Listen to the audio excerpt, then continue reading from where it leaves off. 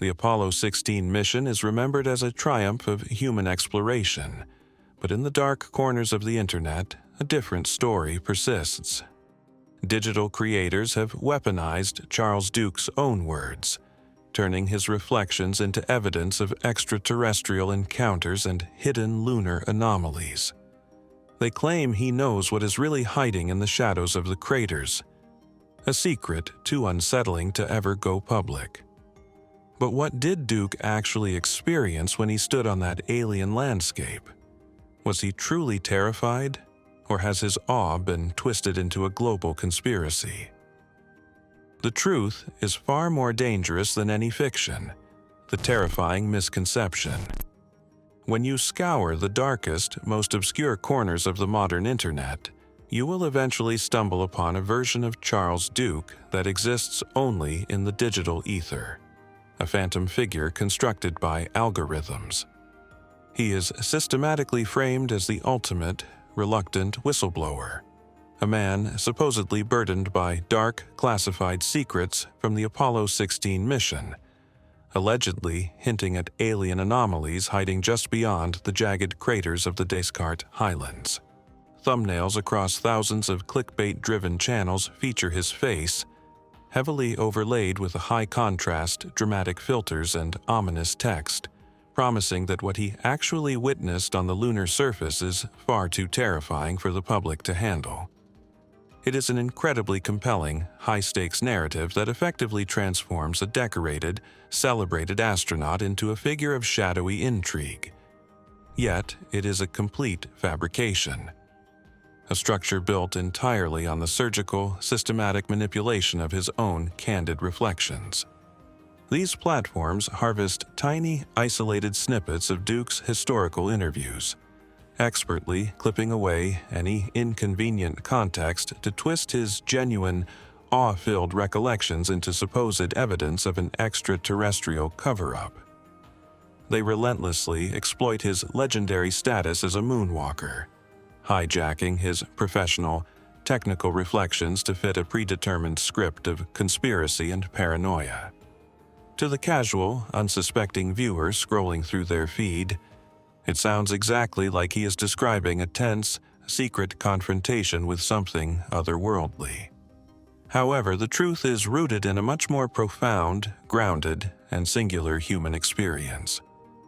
When Duke spoke about the moon as a terrifying place, he was never reacting to a mysterious shadow in the distance or an unexplained signal from a silent craft. He was reacting to the absolute, crushing and suffocating reality of the hostile lunar environment itself. Stepping out of the lunar module Orion on April 20th, 1972, Duke entered a world that defied every single instinct honed by millions of years of human evolution on Earth. The lunar surface is, in every sense, a true visual void. An environment completely stripped of the atmospheric haze that softens and colors our view of the world on our home planet. Aye, without an atmosphere to scatter the harsh sunlight, the contrast between the blindingly reflective, white-hot sunlit regolith and the deep, light-absorbing blackness of the sky becomes absolute and jarring. It is a landscape of extreme monochrome intensity, where shadows do not gradually fade into the distance, but disappear abruptly into stark, impenetrable ink. Even the most iconic photographs from the mission, as breathtaking as they remain, utterly fail to capture the visceral, skin-prickling sensation of being physically suspended in that vast, light-starved abyss. This is the very source of the terror he described, and it is a sensation far more potent than any fictional monster. It is the overwhelming, heavy psychological weight of realizing that you are standing in a vacuum that is, at every microsecond, actively trying to kill you. The physics of the moon are unforgiving and entirely indifferent. There is absolutely no margin for error when a single microscopic breach in a pressurized suit or the failure of a portable life support system means near-instant, inevitable death. When Duke mentioned the danger, he was not referring to hostile entities, hidden bases, or mysterious phenomena. He was articulating the fragile, terrifying reality of being a fragile biological organism existing in a place that has zero tolerance for and zero interest in human life. It is easy to misinterpret his accounts because our minds are wired to crave a narrative of direct conflict, something dramatic and external like an encounter with the unknown. Yet, the reality of the moon is actually far more unsettling than any conspiracy. It is a place of total, absolute, and lethal indifference. Duke often spoke of finding a strange, deep sense of peace among those gently rounded mountains and beneath that hollow, airless sky. He did not feel like an intruder in a foreign land precisely because there was no one there, no host, no guardian, to hold him accountable for his presence. He was simply a solitary human being standing on a dead, ancient rock, staring out into the infinite, recognizing that the only thing standing between his fragile body and the crushing, freezing void was the thin, pressurized shell of his suit. That profound realization, completely devoid of any extraterrestrial drama, is the true, sober, and genuinely terrifying reality of the lunar surface. The controversial Apollo 16 mission. On April 16, 1972, the sheer, thunderous power of a Saturn V rocket shattered the Florida morning, signaling the start of the penultimate chapter of the Apollo program. Apollo 16 was not merely another routine flight. It was the second of the fabled high-capability J missions, a technical designation that signaled to the world that the stakes had been raised significantly. These missions were designed to transcend the initial, tentative steps of earlier landings, prioritizing aggressive scientific exploration, drastically extended surface stays, and the full-scale utilization of the battery-powered lunar roving vehicle. The mission was an ambitious, high-wire act designed to push the absolute boundaries of what human beings could accomplish on another world. With Commander John Young, Lunar Module Pilot Charles Duke, and Command Module Pilot Ken Mattingly, tasked with successfully navigating one of the most rugged, complex landing sites ever scouted, the mountainous Descartes Highlands. The selection of the Descartes Highlands was driven by a bold, decades-long scientific hypothesis that dominated lunar geology. Researchers were convinced they would find definitive evidence of active, highly viscous volcanic processes, believing they were targeting an exotic lunar landscape defined by silica-rich magmas and ancient, towering volcanic domes. When Young and Duke expertly feathered the lunar module Orion down onto the Cayley Plains on April 20th, they arrived at an elevation some 2,250 meters higher than the Sea of Tranquility, where the Apollo 11 crew had made history just 3 years earlier. Operating at this significant altitude, in the harsh, unpredictable, low-gravity environment of the lunar highlands, required a level of technical and navigational precision that allowed for zero margin of error. The crew spent an unprecedented 71 hours and 14 minutes living on the lunar surface, a staggering duration of time that enabled them to execute 3 marathon extravehicular activities, totaling over 20 hours of direct, unprotected surface exploration. The sheer scale of their labor was immense, transforming the surface into a frantic, high-stakes geological field laboratory.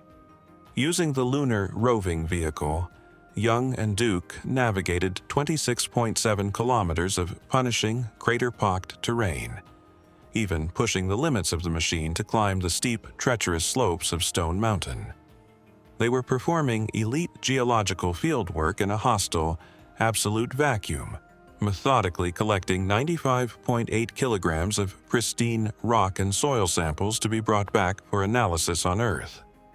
Among this haul was the legendary Big Muley, a massive, jagged breccia rock named after mission geologist William Muehlberger, which still holds the record as the largest single rock sample ever successfully returned from the Moon by any Apollo mission.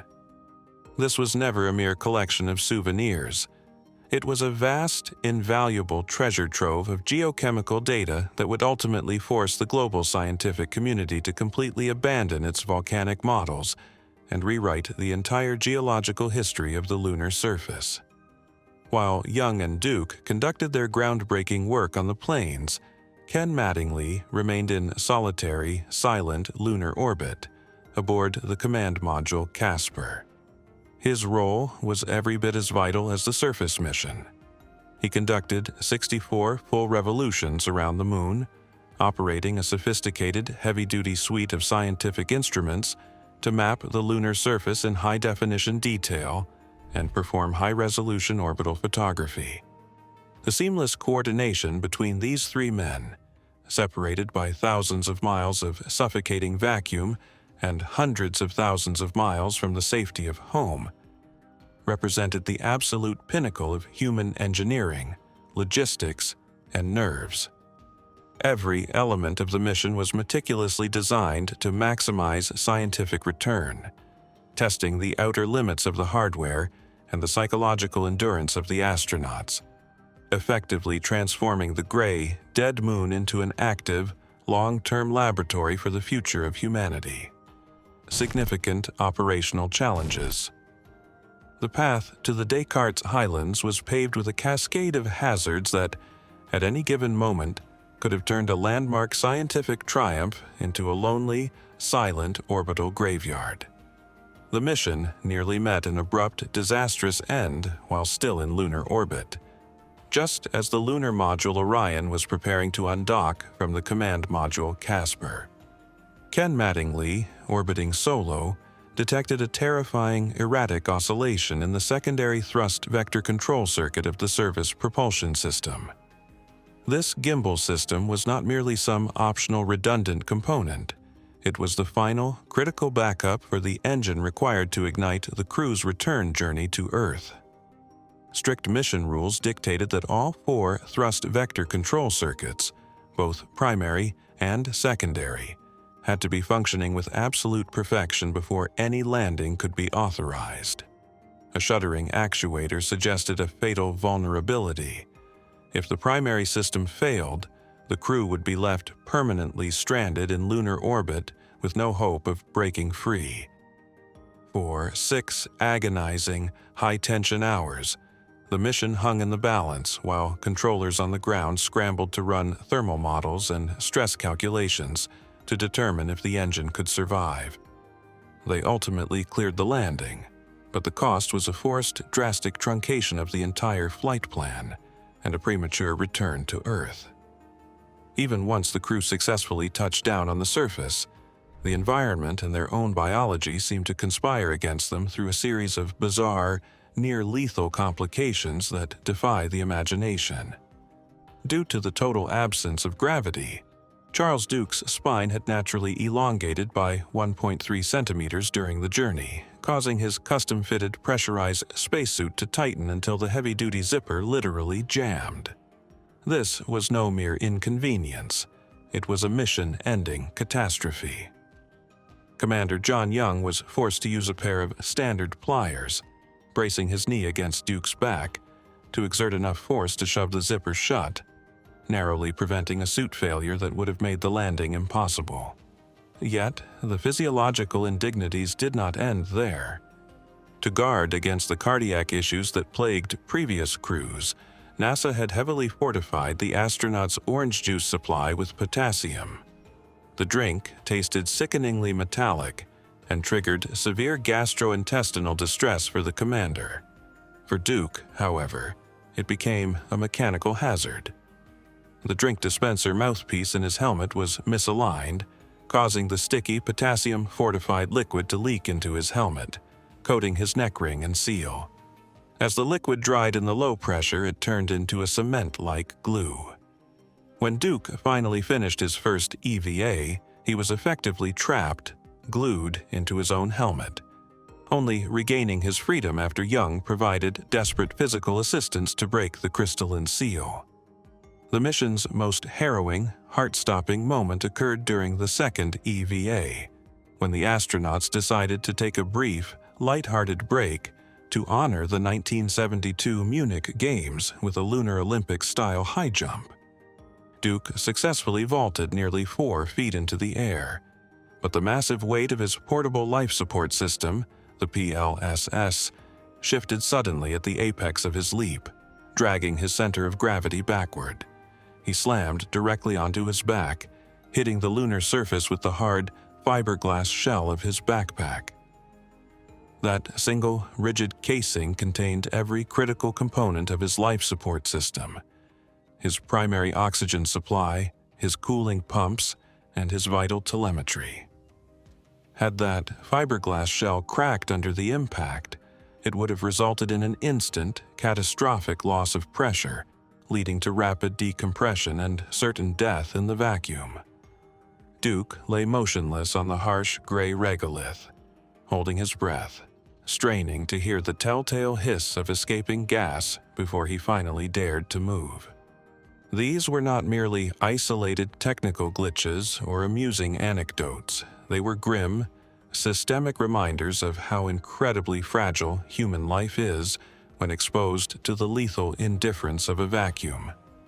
Whether it was John Young accidentally snagging a cable with his boot and permanently disabling the heat flow experiment, or the shocking realization that the Descartes Highlands were comprised entirely of impact-shattered breccias, rather than the volcanic structures geologists had spent years predicting. Apollo 16 was a masterclass in the necessity of constant adaptation. The mission succeeded only because the crew possessed the cold, calculated discipline to treat every anomaly not as a panicked surprise, but as a technical problem to be solved with precise clinical execution. It was the ultimate exercise in managing the uncaring physics of the moon, proving that even with the most sophisticated engineering in history, human survival on the lunar surface remains a razor-thin, terrifying margin. The concerns about spacecraft communicators. Long before Charles Duke ever strapped into the lunar module for his own journey to the Descartes Highlands, his voice had already become the rhythmic heartbeat of the most significant mission in human history. On July 20th, 1969, he occupied the most pressure-filled chair in mission control, serving as the primary capsule communicator for the Apollo 11 landing. While the casual observer might view this role as little more than a messenger, the reality was infinitely more complex. The capsule communicator was the sole, critical voice authorized to bridge the terrifying gap between the two men inside the lunar module Eagle and the hundreds of engineers and flight controllers on the ground. When Neil Armstrong and Buzz Aldrin were hurtling toward the Sea of Tranquility, Duke was the singular, human filter standing between them and a catastrophic loss of vehicle. As the Eagle began its final, high-stakes descent, the cabin of the lunar module was transformed into a cacophony of urgent technical warnings. The onboard computer, a marvel for its time but now overwhelmed by the complexity of the descent, began firing off a series of 1202 and 1201 program alarms. These warnings signaled that the guidance system was struggling to process the flood of data, threatening to trigger an automatic abort at the worst possible moment. Below the craft, the intended landing site had morphed into a treacherous, boulder-strewn obstacle course, forcing Armstrong to take manual, eyes-on control to navigate the ship to safety. Through it all, Duke monitored the plummeting fuel telemetry with a focus that bordered on the physical. The descent stage fuel margins were vanishing with every harrowing second, and Duke had to absorb, analyze, and translate frantic, split-second engineering assessments into clear, calm, and decisive instructions, while the entire world waited in breathless, absolute silence. When the Eagle finally touched down on the lunar surface with less than 20 seconds of fuel remaining, the pressure in the control room reached a point of near suffocation. When Armstrong's voice finally crackled through the comms, confirming that Tranquility Base had arrived on the surface, the professional dam finally broke. Duke's response was not the sterile, scripted jargon expected of a flight controller. It was raw, unscripted, and profoundly human. He famously confessed that the team in Houston was about to turn blue from holding their breath and that they were finally, at last, breathing again. It was a fleeting, magnificent moment where the ironclad, disciplined exterior of Mission Control fractured, revealing the immense emotional, intellectual, and cognitive weight of the responsibility he had carried through those final, terrifying minutes. Being a capsule communicator required far more than a textbook understanding of the spacecraft. It demanded an intimate, almost intuitive grasp of the entire machine's systems. One single, momentary hesitation, or one misinterpreted readout, could have easily translated into the difference between a historic, triumphant touchdown and a shattered heap of wreckage on the lunar dust. Duke served as the ultimate safety tether, proving that the success of the Apollo program was as much about the brilliant, precise, and steady communication flowing from the ground as it was about the iron-nerved pilots actually flying the ship. He was the voice that turned chaos into clarity, ensuring that two men could step off the edge of the world and safely return to tell the tale. Hindrances and tribulations. You would naturally assume that walking on the surface of another world would serve as the ultimate, life-fulfilling experience. A singular, luminous peak from which every subsequent year would feel like a satisfying, gentle descent. You would expect the man who stood in the silent, ancient dust of the moon to return to Earth possessed of a permanent, unshakable sense of completion. But for Charles Duke, the reality was starkly, hauntingly different. At only 37 years old, having reached the absolute, unreachable zenith of human exploration, he found himself staring into a profound, terrifying psychological void. The raw, high-octane adrenaline of the Saturn V launch and the eerie, desolate majesty of the Descartes Highlands could not be replicated in the mundane civilian world, and this led to a deep, gnawing restlessness that threatened to consume him. He attempted to outrun this hollow feeling by throwing himself into the Shark Tank world of business and the rapid accumulation of wealth, desperately trying to manufacture a new thrill that might mimic the intensity of his time at NASA. He chased deal after deal, looking for a new frontier to conquer, but every victory, no matter how large, felt like ash in his mouth. This obsession with external achievement came at an enormous, almost irreparable cost to the person closest to him. The grueling years of intense, life-consuming training, the constant, draining travel, and the crushing, silent anxiety that his family had carried every second he was suspended in the vacuum of space had already pushed his marriage to his wife, Dottie, to the breaking point. His transition from the high-stakes stress of being a lunar explorer to the high-pressure stress of being a driven businessman only widened the canyon between them. Dottie spiraled into a state of severe, dark depression, grappling with suicidal thoughts as the life they had built together began to fracture and collapse under the crushing weight of his singular, ego-driven focus. The transformation, the moment that finally halted their descent, began in October 1975. Dottie attended a local church retreat and underwent a total, radical conversion that fundamentally altered the atmosphere of their home. Duke watched from the sidelines as the woman he loved experienced a profound, unshakable peace and a genuine joy that he had been completely unable to provide, even with all his world-famous accolades and professional success. The stark, undeniable contrast between his own internal, barren emptiness and her newfound, radiant serenity became impossible to ignore. He realized he was surrounded by the trappings of success, but was starving for meaning. In April 1978, while attending a simple weekend Bible study, he finally reached a breaking point of his own, choosing to yield his life to his faith. He came to the realization that during his high-flying years as an astronaut, his professional achievements and the applause of the world had effectively become his God, a temporary, fragile idol that offered absolutely no lasting comfort when the spotlight faded.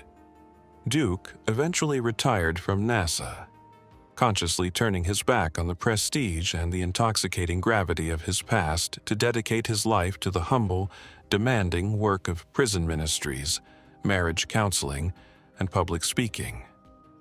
He remains immensely proud of his historical contribution to human achievement, yet he consistently makes a crucial, clear distinction. His 3-day walk on the lunar surface was nothing more than a brief, temporary adventure, a fleeting moment in the grand scale of time. In his view, the real, enduring, and difficult work of his life began only when he stepped off the pedestal of being a legendary lunar hero and onto a completely different path. He traded the fleeting, cold glory of the lunar surface for a steady, deep sense of purpose that he believes has finally provided him with the peace he could never find, no matter how far he traveled among the stars. Legacy and conspiracy theories. The skepticism surrounding the Apollo program did not appear in a vacuum. It was born from the profound erosion of institutional trust that defined the late 1970s. As the United States grappled with the stinging aftermath of the Vietnam War and the institutional decay exposed by the Watergate scandal, the bedrock of national belief began to fracture. When the government can no longer be trusted to tell the truth about war or political ethics, the public naturally begins to question the integrity of even our greatest scientific achievements. What began as small pockets of genuine, curious doubt quickly metastasized into a massive cottage industry. Books, radio shows, and televised specials began to feed an appetite for disillusionment, prioritizing sensationalism over empirical science, turning the moon landing into the ultimate test of cultural loyalty.